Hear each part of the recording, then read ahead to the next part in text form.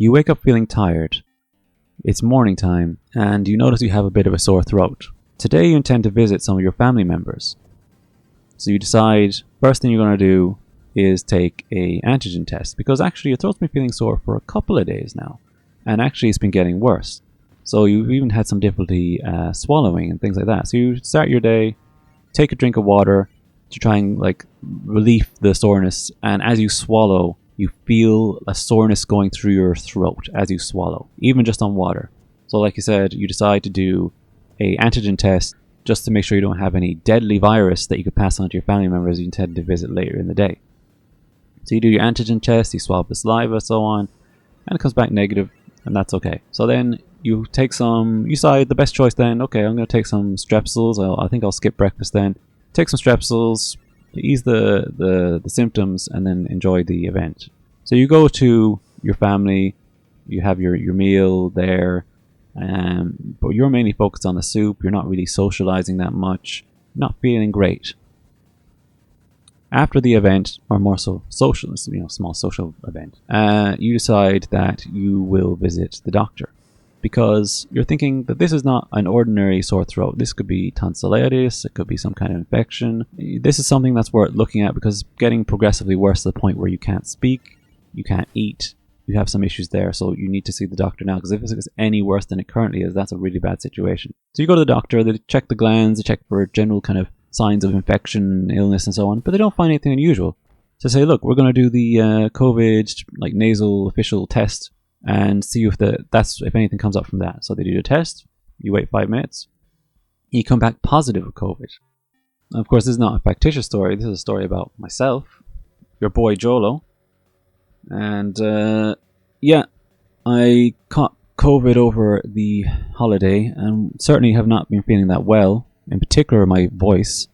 I don't think it's fully recovered, actually. I've had a sore throat, tiredness, progressing there. It's kind of ironic when you go to the doctor and it's like, if I had a tonsillitis or a sore throat, they would say, oh, here's some medicine for that, here's some antibiotics, here's some things you can do. But when you have COVID, they just kind of shrug their shoulders and say, like, well, sorry, there's nothing we can do for that. I guess you have to go home now and stay at home for a while. Something a bit ironic about that, when the doctor can't help you. Yeah, so I had a very bad sore throat, very potent. Like, they talk about the virus in terms of the different symptoms you can get. A lot of symptoms are very similar to a common cold or like a mild illness of some kind or a sore throat. But what they don't talk about is the potency of those symptoms. So a sore throat is one of the symptoms of COVID. So is tiredness. But they don't talk about the potency. Like, yeah, it's a sore throat, but it's like your throat is like literally burning and you can't swallow anything and you have difficulty talking and everything hurts. Like, it's a different level of a sore throat. They don't talk about that side of COVID. Thinking on it, the most likely place that I caught it was actually at a temporary art exhibition I went to.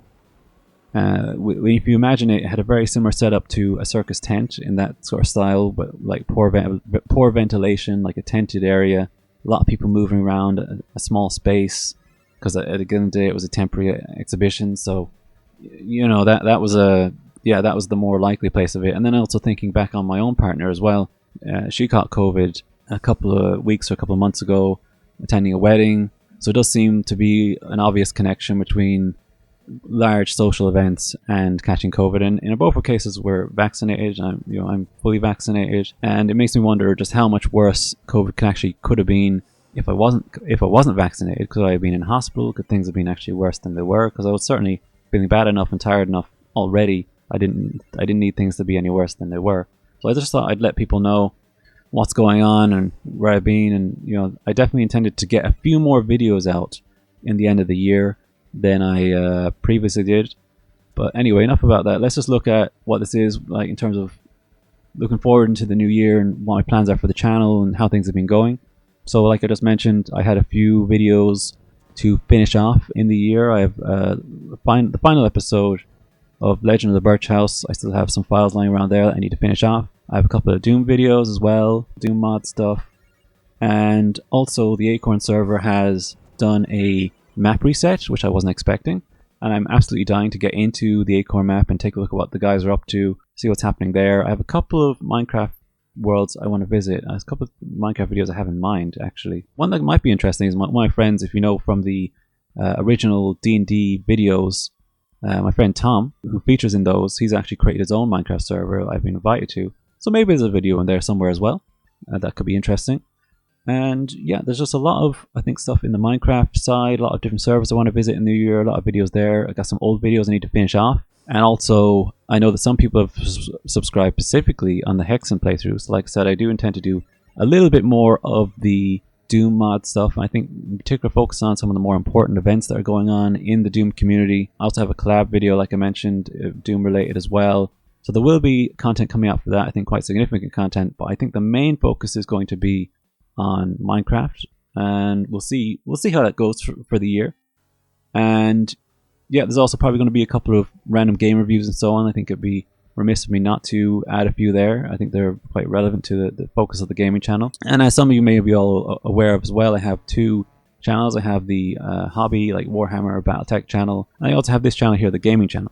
And as it's the year in review, the hobby channel, which is a much more casual channel, has far less videos. That channel has actually gone a little bit better than the main channel, which was a bit of a surprise. So obviously I'm going to try and make a bigger effort to record when I'm doing some hobby, but I don't intend that to take away from the main focus, which is the main channel. I think there's a lot of different things I want to experiment with this year, different ideas I have for, you know, making better videos, I suppose. And also, of course, you know, like, if you have any suggestions for what you want to see in the year, like maybe there's a specific Minecraft server you want me to visit, or a specific like Doom mod that you want me to try out, or a specific game that you think's worth taking a look at, you can mention it in the comments. I'll take a look, and I think I think there's a video there, I'll almost definitely make it, because ultimately what you guys want to watch is like of very high importance to me. For anyone who's subscribed, you know, thank you. Any questions about, like, you know, how I've been or anything you want to say, like, obviously you can talk to me on the Discord or Twitter, but also in the comment section here. Probably the best place to leave them is either here or on whatever is the newest video I have made. I do make an effort to read and comment on everything I receive. And yeah, feeling a lot better and looking excited to start a new year with you guys.